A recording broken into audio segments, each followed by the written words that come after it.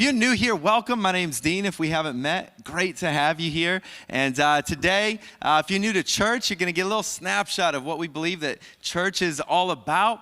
And I'm looking forward to getting into it. So we are going to go to 1 Corinthians chapter 16.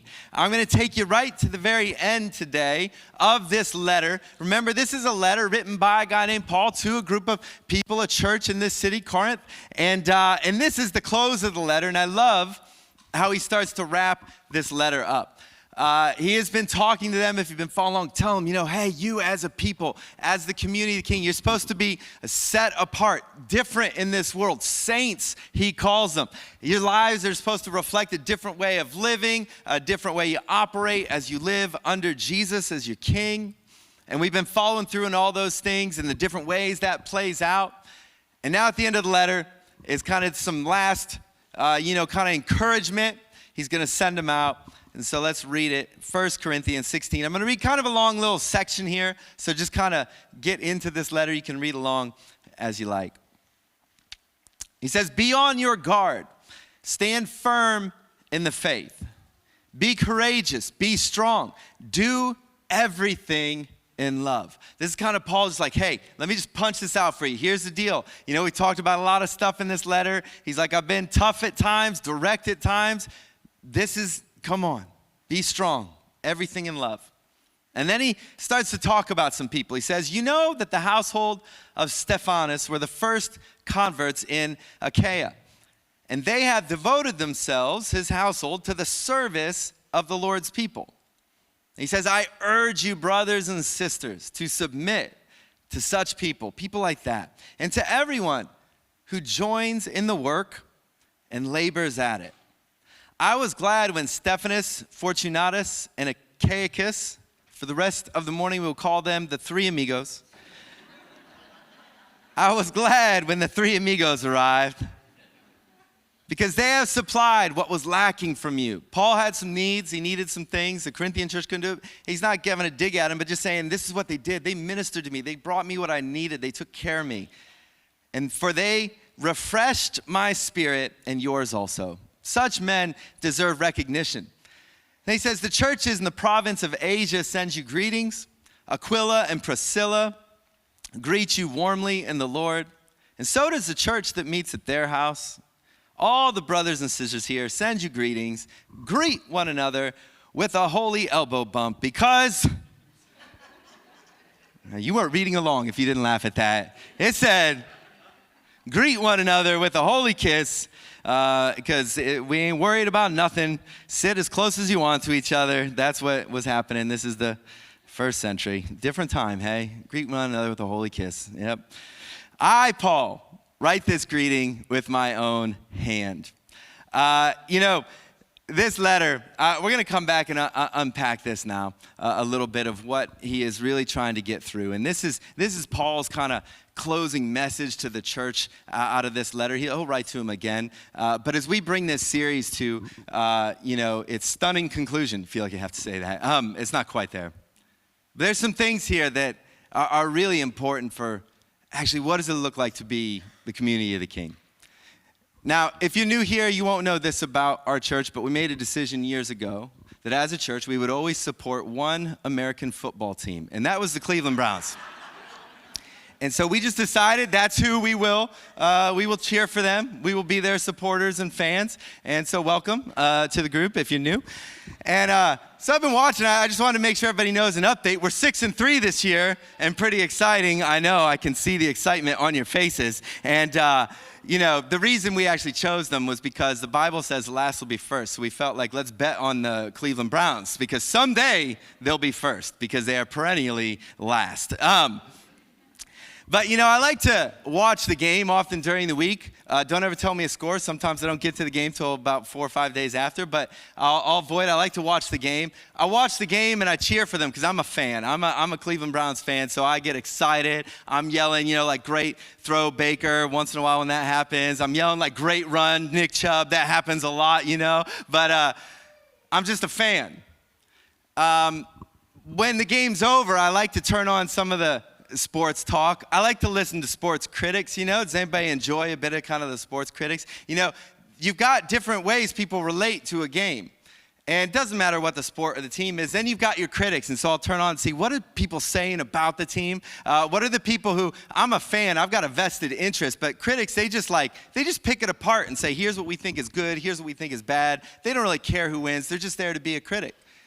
Now here's the thing about sports and any kind of game or any kind of endeavor that you set out on. And we'll talk about sports sometimes because it doesn't matter what the goal is. But whenever people set out to achieve anything, you get a window into the dynamic of how things work. Any sport, anything you take like that, you'll have people who end up being one of three things. You've got the players on the field, the actual people who are playing the game.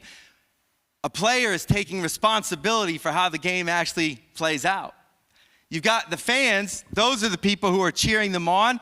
You know, they want a good outcome, but the reality is I'm just a fan. I'm not doing anything that's going to affect the game one way or the other. And then you've got your critics, and critics are people who, they don't even care. They're really, all they're there to do is to kind of critique and say, you know what, I don't care if the game goes this way, that way, I think this is good, I think that is bad, I think blah, you know, et cetera, et cetera, et cetera.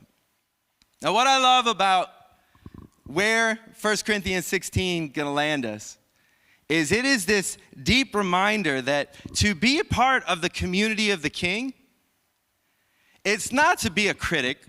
Most of us know, none of us set out in life to be a critic, somebody who stands on the sidelines and just kind of makes comments. Some of us might at times, if you're a part of a church, slip into the reality of wondering if all you're called to be in this thing is a fan, somebody who encourages or cheers other people on.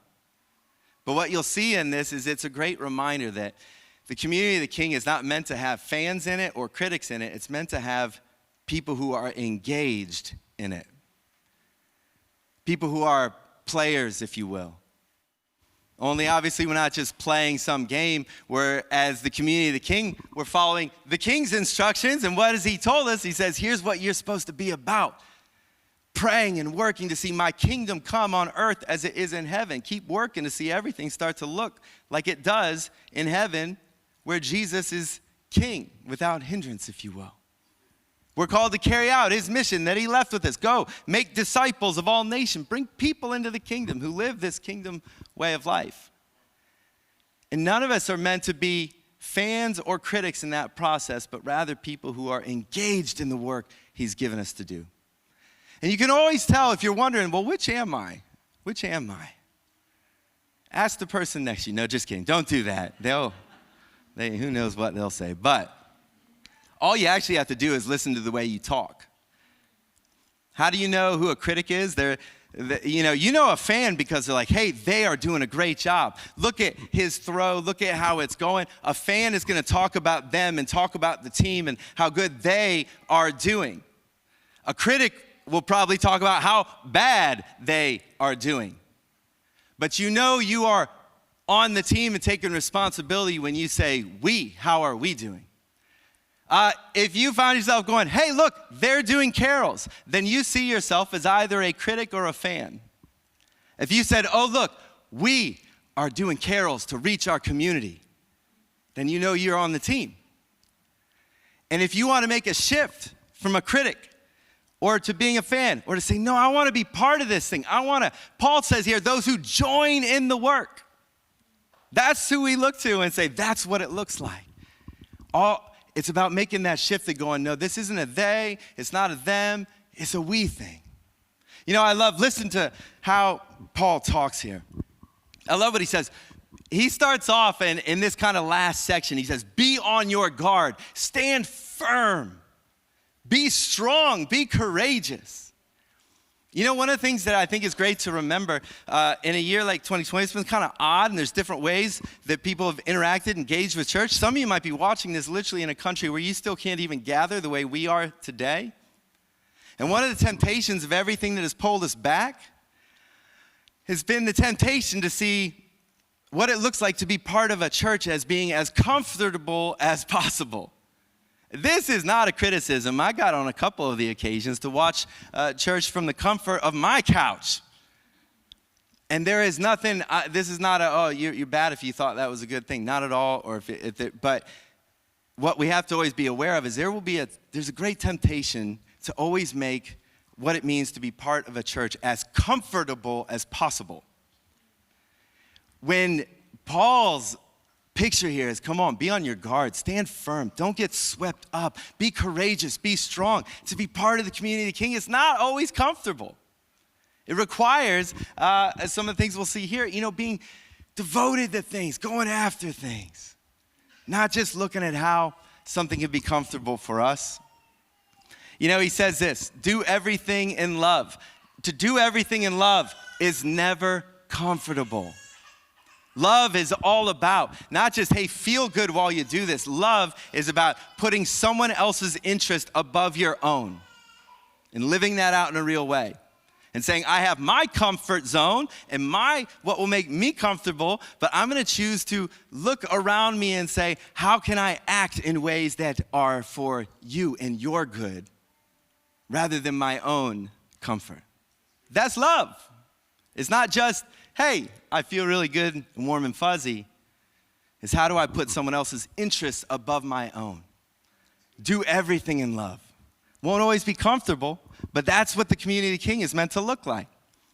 He gives us some pictures of what this looks like in practice. He says, I love the names of the people we get to see here, because these are people who, they weren't fans, they definitely weren't critics. These are people who, they were in it, they were amongst it, and their names get written down, in history.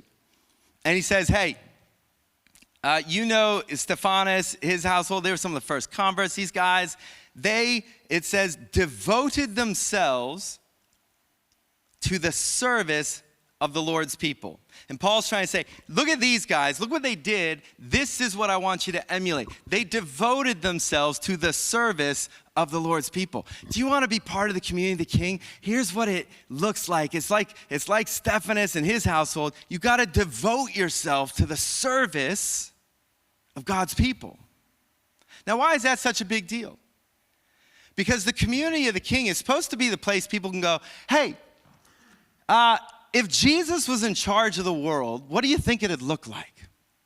No, if everything, he just kind of, whatever he said, he was king, his word was like law, what would the world look like? And the church is supposed to be the place where somebody go, oh, you know what? You should check out a church. Because as I understand, they're like the community of the King. Now, we won't be perfect. And the Bible's clear on how we have to forgive and love one another. But do you understand that the church is meant to be that place where we actually are so devoted to one another and so loving one another, so prioritizing to be devoted to the service of one another that people can go, there's a glimpse of it. That's what it must look like. And some of us who think, you know what, I'd love to help somebody come to Christ, and I'd love to see people who get to know Jesus. And sometimes you might feel like, geez, but how do I ever say the right thing or do the right thing or convince? Do you know what? The whole idea, the church is meant to be the visible witness. People are supposed to see how we love one another. Jesus said they'll know us by the way we love one another. Do everything in love. See, as a church, we are supposed to be the people where we're devoted to one another. We care for one another. Do you want to know what I think is a challenge for us is to realize this. We have to find ways to be devoted to one another and reframe so that we don't think about church the way we do everything else in the world we live in. Now, I have a hot kind of tip for some people here today. This is just a gift from me to you. If you have a child who is somewhere between 2 and 5, I've got the perfect place for you to go on a date with your partner. Now, when Levi, our son, was about 2 to 5, we discovered this, and I don't know if you know this, but there's a great, it's not exactly a food service per se. It's not maybe their core business, but they have delicious food, and it's this place called Ikea. Now, when Levi was kind of 2 to 5, you know what I'm saying, right? Like you're talking about trying to find a nice bite. Now, when he was kind of in this age, and my wife Lisa and I, we would think, hey, we need to go on a date. You know what? Here's what you got to understand about Ikea. You got a kid who's like 2 to 5. You go in that place, and they've got this thing called Small Land. I'm sure it's said different in Swedish. It's got dots and stuff, but You go to Small Land and you just walk up to the counter, like kind of hand them your kid. They give you a ticket, but whatever, you're gone. You know what I mean? Like, take whatever. I trust you, Ikea. We're good here. You know, like we'll be good. We got, what, 2 hours? Okay, all right. And then what, you put our name on the loudspeaker? Okay, fine. We'll be back in 1:59. You know, you drop your kid and then there you go. And you are off. You can have a great dinner. If you want what I would call modern casual Australian fare, you go downstairs. And you can get a hot dog for $1. You could get a drink. We would usually share it. A drink is $1.50, but it's got free refills, so you could split it. All right? So if you want to just kind of, all right, we're in for, you know, a hot dog, $3.50. You got hot dogs and a drink, and you can fill it up upstairs as well. I don't know if you know that. I think they frown on it. But anyway, like,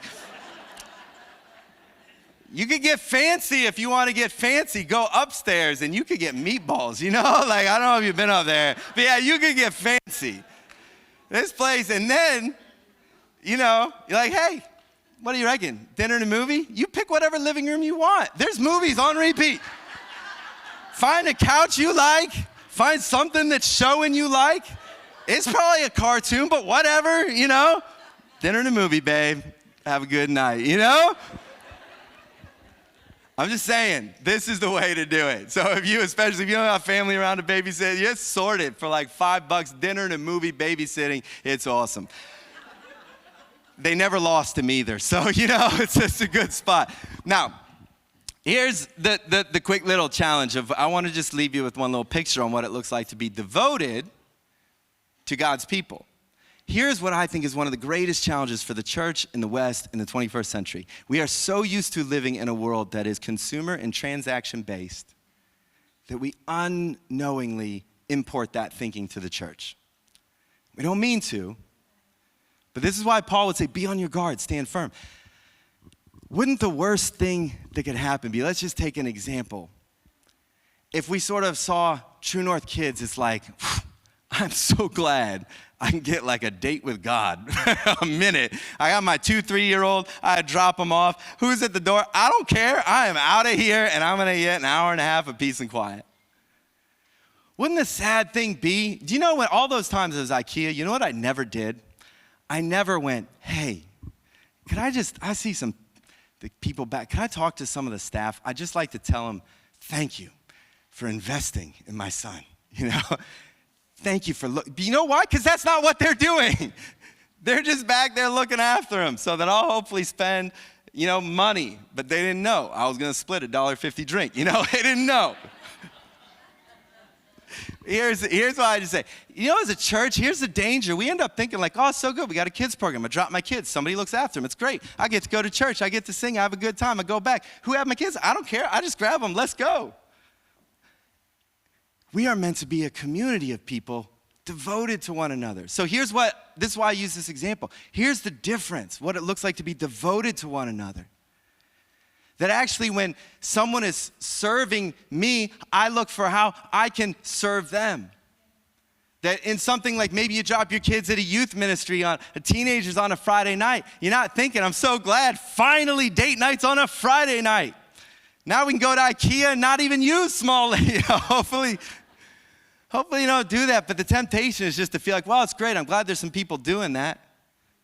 Instead of going, hey, we're a community. You know, if you've got kids over in True North Kids, that you're going up and going, hey, I want to make sure I get to know who the small group leader is for my child. Why? So that I can encourage them, so that I can refresh their spirit, like what I saw here. So that I can go, hey, I'm so grateful that I'm not dropping my kid off for child minding, that you are a part of the village that is helping to raise my child. How can I love and serve you? Now that's just one example, but apply this to everywhere in the church. We run into this challenge in the 21st century West of thinking the church is one more organization.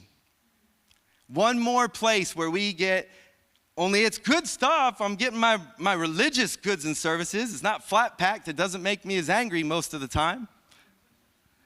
But we can get real tempted to see the church as one more place I go get something.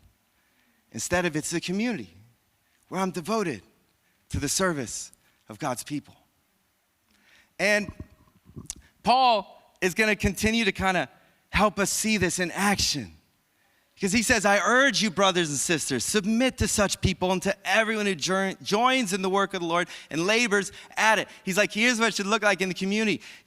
Submit to one another. Be kind to one. No, to submit to one another is to kind of like not just make life difficult for one another and argue with one another, but just to work to live at peace with one another. Wouldn't it be great if the church was known in this world for that place where that's how we treated one another? And he says, the three amigos came, Stephanus, Fortunatus, Achaicus, and he says they came, and you know what he says they did? They supplied what was lacking. I had a need, and they looked after me, and he says they refreshed my spirit. You see, we don't just serve one another. There's a way that we are called to serve one another. And it's to serve one another in such a way that it's like we refresh one another's spirits. You ever been around people who once you're done chatting to them, you had a coffee with them, you had a meal with them, you split a hot dog with them, the dollar was too much, but you ever been around people, once you're done with that coffee, that meal, that they were in your home, you were in their home, you're like, I just feel refreshed. It's just being with them just refreshes you, there's that sense. Do you know that in the community of the King, that's what we're called to do for one another? To serve one another in such a way. Do you know every person has, you ever been out on a boat and you look behind you, maybe you're down on the Swan River and you're on a boat and you look behind it and what's always there? It's the wake, right? That boat, if it's got a big engine on it, there's a big wake. If it's, maybe you're in a kayak, there's just a small wake. There will always be a ripple effect that's left behind in the wake. Great question to ask yourself is, what's the wake I leave? What's the emotional wake I leave? When I'm with people, once I walk away, what is left behind?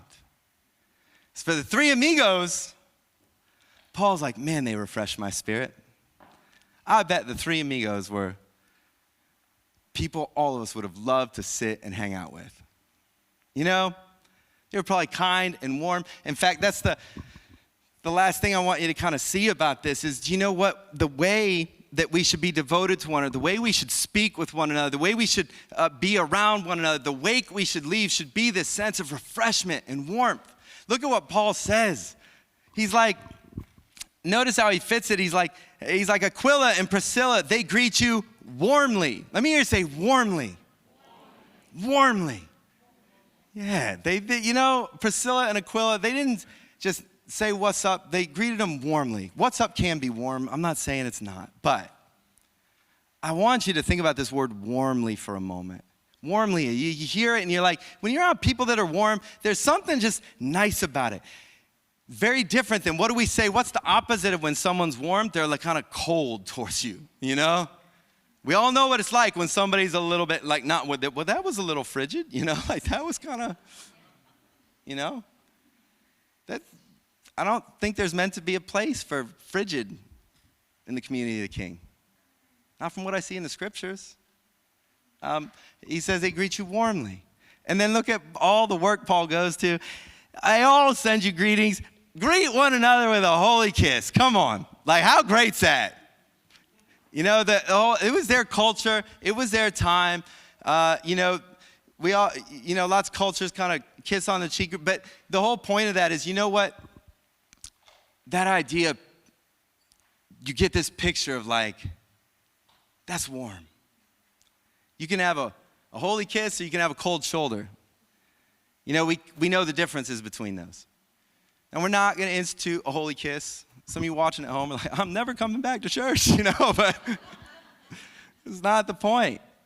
In our culture, what does it look like to be warm, to greet people well? I love, and Paul, even at the end of the way, he says, I write this with my own hand. He just wants them to know, like, I took the time to write it. I could have emailed it, but I wrote it with my own hand. It's warm. Now, we're not going to greet each other with holy kiss, but I want to just land this. What does it look like to be warm? What's it look like in our culture, our culture? What's our kind of context? I think I'll start by saying this. You know it when you feel it, right? You know it when someone is sincere in their greeting. You know it when somebody doesn't feel like they're saying hi because they have to. You know, we look often at, there's a guy, some of you, if you serve on one of our welcome teams, you may have seen some of his stuff before, but there's this guy, Schultz. He was the CEO of Ritz Carlton for a long time, built it up, and he has this passion. He's actually a follower of Christ himself. He has this passion for service, customer service. Now, he's speaking often in this business world of customer service, but what he's really always getting at is this whole idea of how do we serve one another. And he trains everybody in their organization when he was at Ritz Carlton, now the stuff he does now. And he always talks about how there's 3 ways you serve people. And the first, he always says, it starts with a greeting. Whenever you see someone, you need to greet them. And so it doesn't matter what position someone in the hotel might be in. When a person gets within 10 feet of you, you need to give them a warm greeting. And so it doesn't matter if you're the cleaner, whether you're the person at the desk, etc. You need to greet them and say, good morning, good afternoon, with sincerity and with warmth. And then he talks about how then the second interaction should always be, how can I serve you? How can I help you? And then after you have done what you can to serve that person, he says you should always have a nice, warm farewell. We see this with Paul.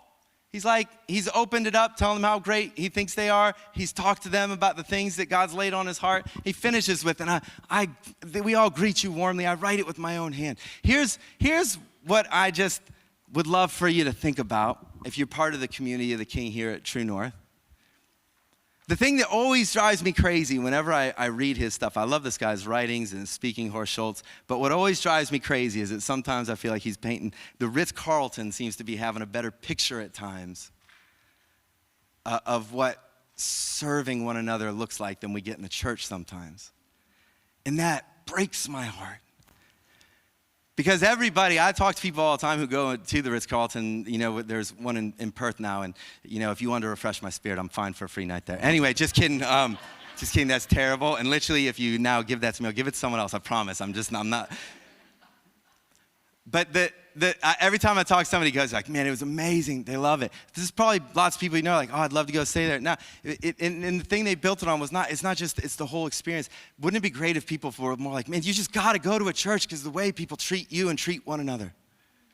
There's a warmth there that you just can't get anywhere else. That's how I think, Paul, I think that's what the community of the King's meant to look like. You know, and maybe we don't say it all exactly that way, but imagine every time you got within 10 feet of people, you stopped and took note of them. Said, hi, how are you? I'm not saying you got to get their entire life story, but if they want to give it to you, you create that space.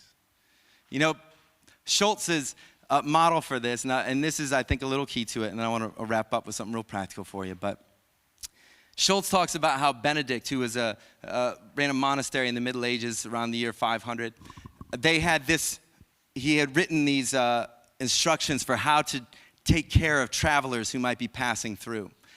And the core of it was this. He said, every guest, everyone who comes through the monastery should be greeted as if they were Christ himself. Do you know how you start to be warmer to people? You begin to look at people, not just thinking, here's what I like or don't like about you. Here's what I see Christ in you. Every human being you see is made, the Bible tells us, in the image of God, no matter how much they get on your nerves. Our job is not to judge. It's to look for Christ in them. Because God made them. And when you start to see people that way, you can offer warmth and sincerity. And know that, yes, you are a person.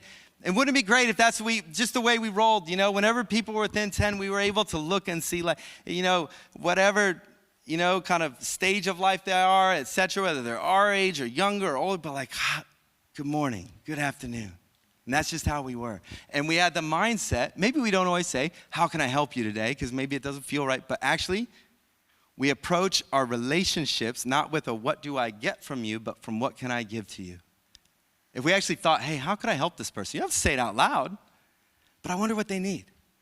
I wonder how I could refresh their spirit. I wonder how I could encourage them. I wonder if I could pray for them. I wonder what could I do to serve this person?